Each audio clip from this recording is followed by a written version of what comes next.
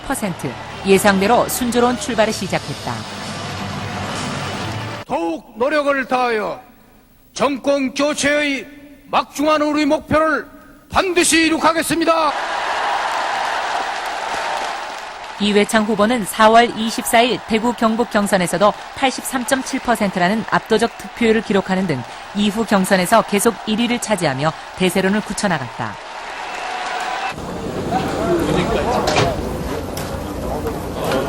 (3월) 말 민주당의 경선은 중대 고비를 맞고 있었다.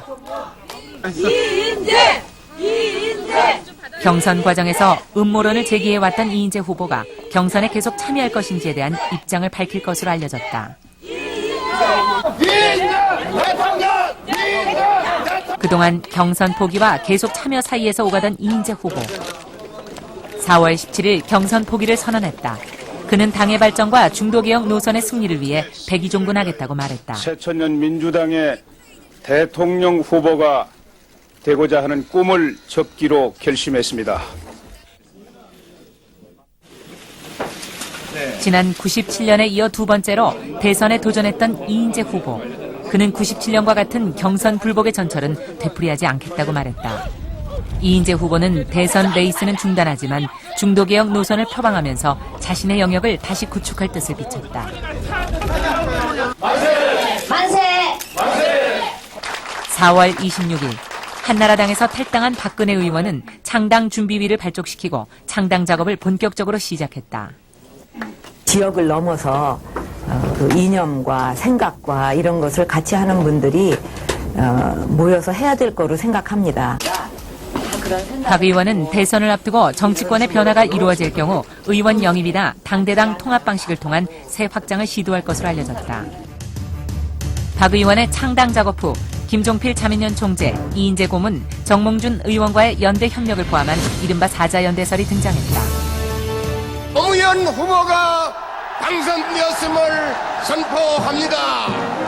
민주당은 마지막 대회인 서울 경선에서 노무현 고문을 대통령 후보로 공식 선출했다. 국민 여러분들께서 한국 정치의 혁명을 만들어 나가고 계십니다. 최초로 실시된 국민 참여 경선제는 노무현 대통령 후보의 탄생으로 마무리되었다. 마지막까지 최선을 다해주신 정동영 후보의 기호 3번 이해창 후보 2,895표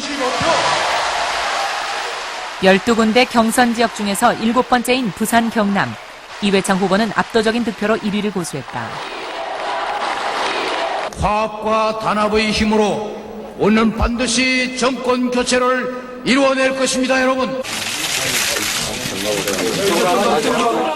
노무현 후보는 4월 30일 김영삼 전 대통령을 예방했다. 이 만남은 90년 3당 합당 이후 12년 만의 일이었다.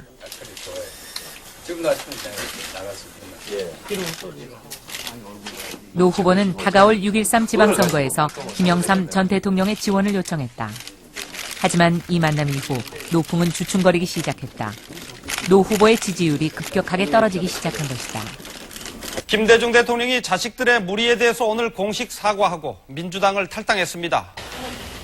김대중 대통령은 박지원 비서실장이 대신 발표한 성명을 통해 먼저 아들 문제에 대해 공식 사과했다. 최근 저희 자식들과 몇몇 주변 인사들로 인해서 일어난 사회적 무리와 김 대통령의 탈당을 한나라당은 노무현 후보를 돕기 위한 위장 탈당이라고 비난했다. 김영삼 전 대통령과의 회동 후 떨어진 노 후보의 지지율, 그리고 김대중 대통령의 민주당 탈당. 이것은 앞으로 다가올 2002 대선에서 양김의 영향력 퇴조를 의미하는 것이었다.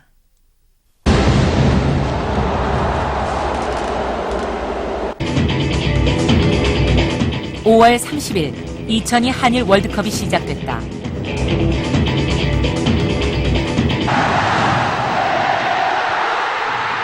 우리 대표팀은 월드컵 첫 승, 16강 진출이라는 목표를 뛰어넘었고 수십만 명이 자발적으로 참여한 거리 응원은 세계를 감동시켰다. 이때까지만 해도 거리 응원을 주도했던 월드컵 세대의 등장이 대통령 선거에 미칠 영향은 크게 감지되지 않았다.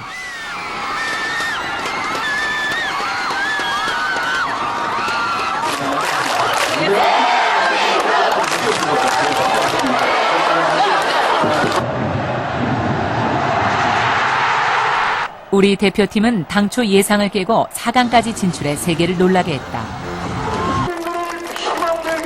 정치권은 대통령 후보를 중심으로 지방선거 체제에 돌입했다. 한나라당은 부패 정권 심판을 주장했다. 이번 선거에서 민주당 정권을 심판하지 못한다면 그것은 부정부패에 면죄부를 주는 것밖에 되지 않을 것입니다. 노무현 후보는 지속적인 개혁을 주장하면서 영남에서 한 곳도 이기지 못하면 후보를 반납하고 재신임 받겠다고 공언하며 선거를 이끌었다. 정치개혁과 부패 척결의 책임자는 민주당입니다. 그래도 민주당이 우리의 희망입니다. 48.9%. 역대 최저의 투표율로 치러진 지방선거. 결과는 한나라당의 압승이었다. 특히 그동안 열세였던 수도권에서 광역 기초단체장은 물론 광역의원을 거의 석권했다. 한나라당의 압승으로 이회창 대세로는 다시 탄력을 받기 시작했다. 자민련은 충청권 3개 광역단체장 가운데 충북지사와 대전시장 선거에서도 패배했다. 충청 지역을 기반으로 존립했던 자민련은 존폐의 기로에 서게 됐다. 전국 비례대표 득표에서 민주노동당은 자민련을 누르고 제3당으로 올라섰다. 민노당의 약진은 진보 세력의 제도권 진입이라는 측면에서 비상한 관심을 모았다. 울산에서는 기초단체장에 당선되는 등 큰 성과를 올렸다. 민주당의 참패. 12월 대선을 겨냥한 노무현 후보의 전략은 상당 부분 수정이 불가피해졌다. 영남 득표력, 그리고 DJ당이라는 한계가 드러난 것이다. 민주당 일각에서는 지방선거 참패를 이유로 노무현 후보의 재신임 문제를 제기하고 나섰다.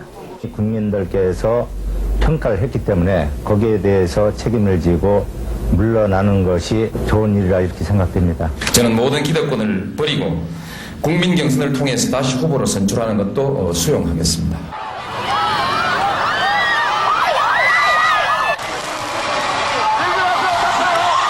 월드컵의 대성공으로 그동안 물밑에서 논의되던 정몽준 의원의 행보가 주목받기 시작했다.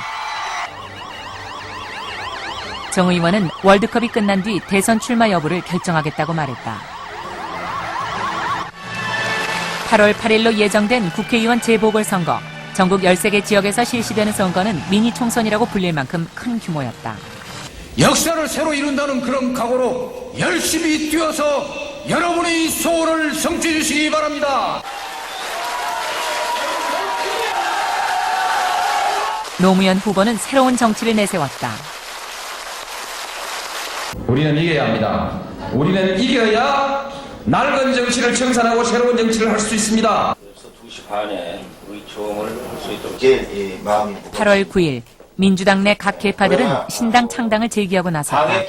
신당론은 노무현 후보를 둘러싼 친노 반노 대립 양상으로 전개됐다. 본회의장으로 들어가서 같이 자민련, 민국당 등 군소정당과 박근혜, 이한동까지 포함시키자는 외연 확대론, 노 후보의 개혁 신당론, 그리고 후보 교체론으로 갈라졌다. 대통령 선거 후발 주자들은 신당, 창당, 연합 등을 모색하는 등 각자 행보를 계속하고 있었다. 그거 보고 위장전입이라고 하는 거예요. 그건 아시죠? 저는 투기와 위장을 안 아니 했습니다. 그러니까